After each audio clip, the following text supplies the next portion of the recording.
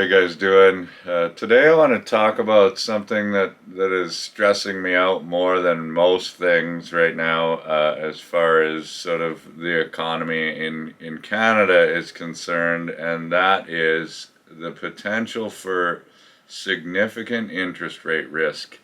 What I mean by that is the amount of Canadians that are buying homes that I don't truly believe that the average Canadian can afford, uh, because interest rates are so low. What happens if interest rates go up?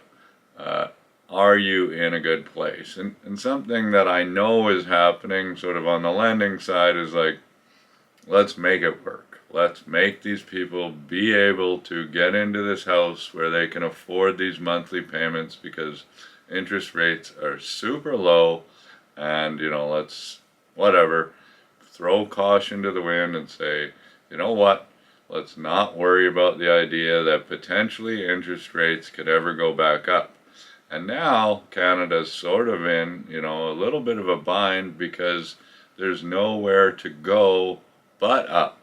So we don't have any outs. So generally speaking, when the economy goes into a recession, what the government does is they put money out into the public. So they say, we're going to put money out there. We're going to do some spending. We're going to put money into schools and infrastructure and whatever. And we're going to lower interest rates. Now, they've done all of that. And we're still hoping to come out the other side just fine. But they have nothing that they can do if that lasts other than, I don't know, fold, I guess. I'm not sure. But I'm a little bit worried about, what people can afford, especially in Toronto and Vancouver. It's just absolutely mind-boggling, the mortgages that are out there, the debt that people are taking on. We've all seen house hunters where the person is like, I sell bird food on the side of the road, and, my spouse is like an IT guy for whatever, and our budget is $1.78 million, and you're like, what the hell? Like, who the hell can afford these types of houses? Who can make these mortgage payments? I'm not totally sure. So I want to talk about that risk, and this is just mortgage rate risk, because the other day I read that the average house price in Canada is $688,000.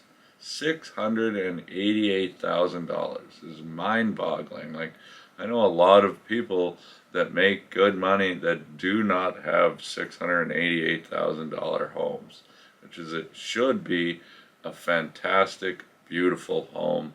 And in some cases in Vancouver or Toronto, that's like, a condo that you don't even own any land, which also stresses me out. So you're putting all of this money into something that is just going to depreciate in value as the actual building starts, aging, and you don't own the ground that it sits on, which is another just sort of huge problem area as far as I'm concerned.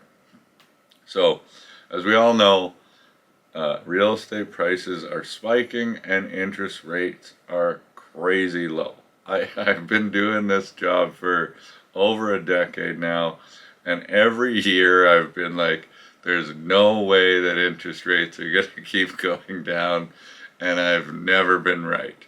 They always keep going down. I don't know how this is possible. I've always assumed they were going to go up my entire career, and I've been wrong. Obviously, the Bank of Canada does whatever it wants and just keeps dropping them and printing money. So we'll see how that goes. I think the banks have a little bit more say than the government, in my estimation. So, how does it work? They do have a little bit of a risk sort of factor built into this. So they say, you know what, our qualifying rate has got to be, and when I wrote this on this piece of paper, maybe it's different now, but I know it's close. The qualifying rate was 5.25%. So what the banks and the mortgage brokers or whatever are supposed to do is say this person needs to be able to qualify, assuming that they can pay for this mortgage based on the qualifying rate, which is higher than the interest rate than you're actually going to be paying.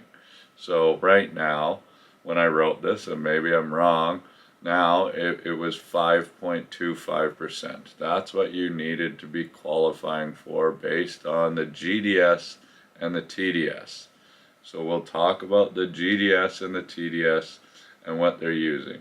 So the GDS is the gross debt service ratio.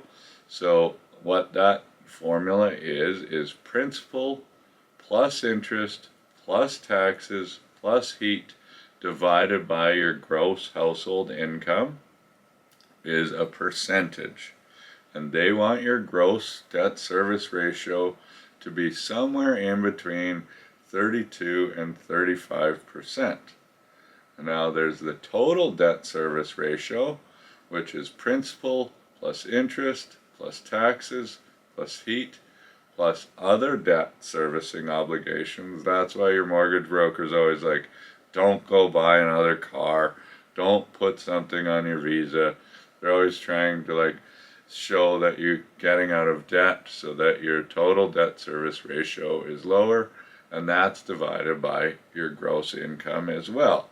And they want your TDS ratio to be somewhere in between 40 and 42% in order to allow you to qualify for the mortgage.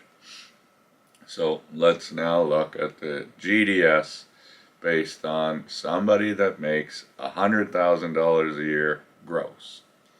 And when I talk about, people that are putting money into pensions, so it's interesting. My wife, let's say she makes $100,000 a year as a teacher, puts money into a pension, compared to somebody that makes $100,000 a year that doesn't save into a workplace pension. Well, they're going to make way more after-tax dollars on a monthly basis than my wife, but she's putting away for her future. So this person can theoretically afford more of a house because they have more actual cash flow at the end of the day. But what the banks never incorporate into these calculations is, what are you able to save for retirement as well? And that's always something that I thought should be in there.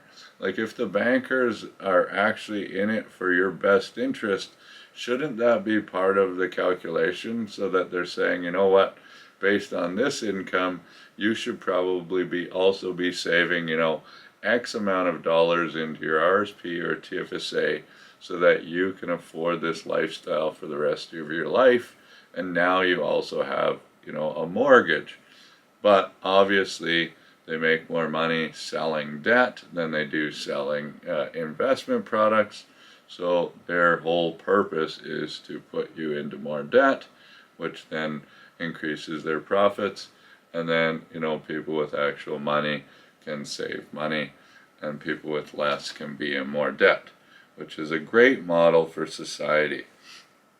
So now we're looking at somebody that makes $100,000 a year, and I'm going to have to make some estimations on, what the property taxes are going to be and what, the heating costs are going to be. So I'm going to assume heating costs are $200 a month.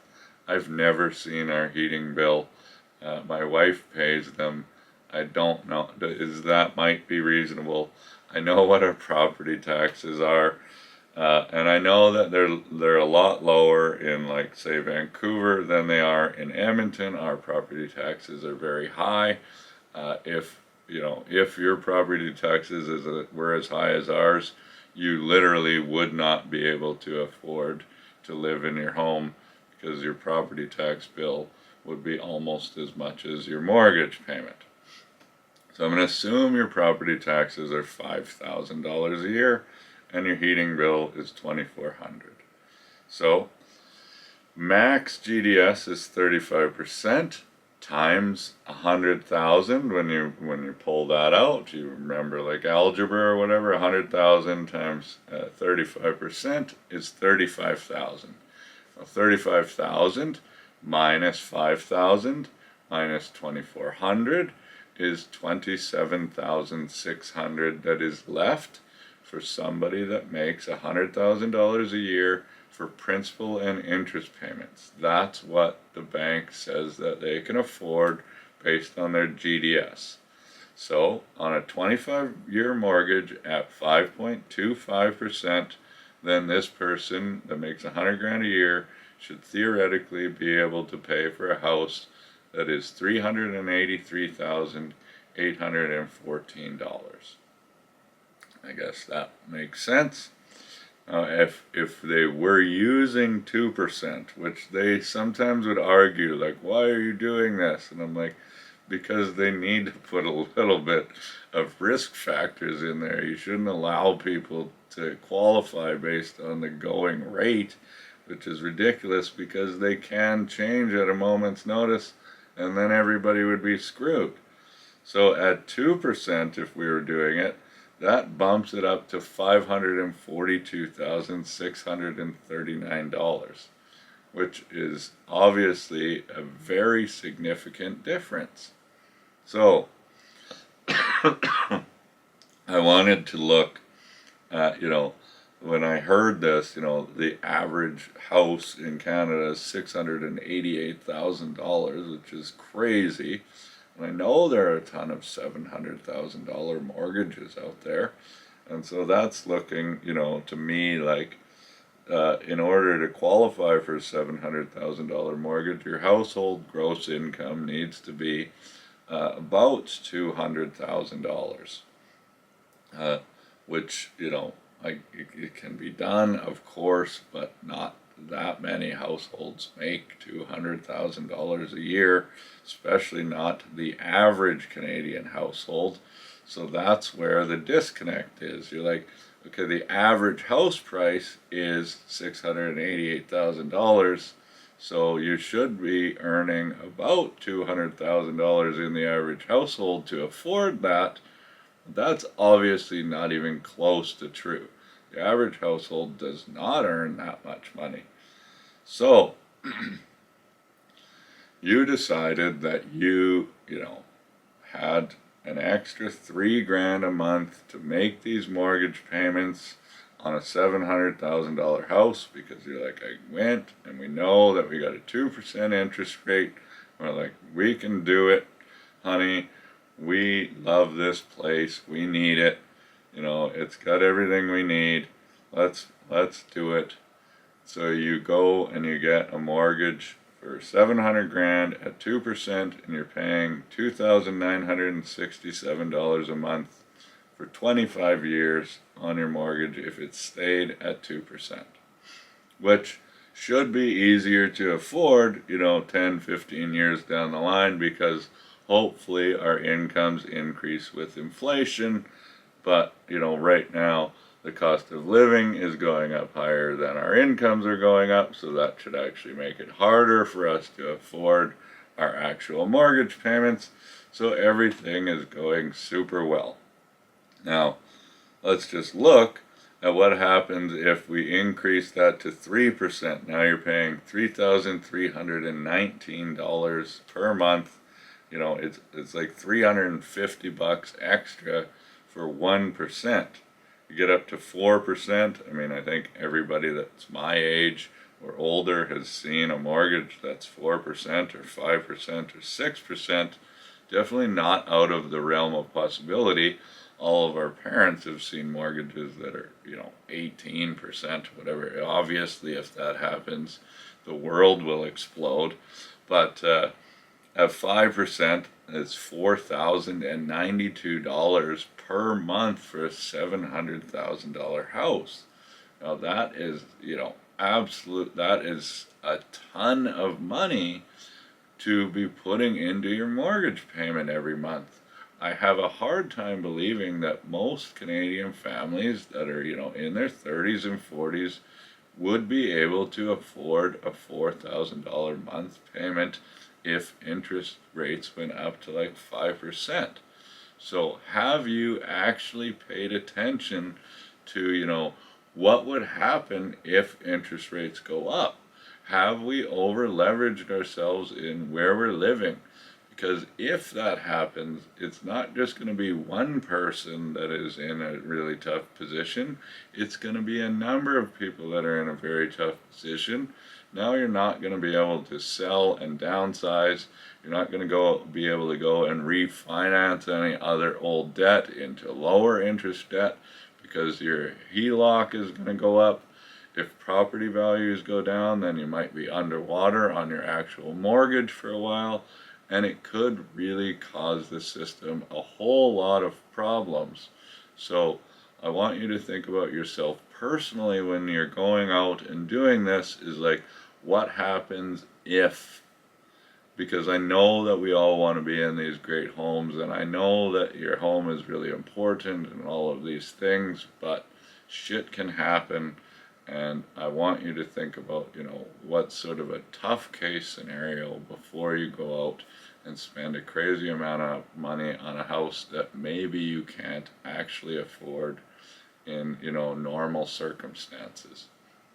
And so in the next video, what I'm going to do is I'm going to talk about some ways to potentially pay your mortgage off earlier.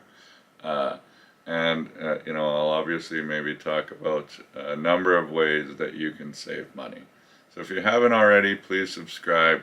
Always love to hear from you, and we'll talk to you soon.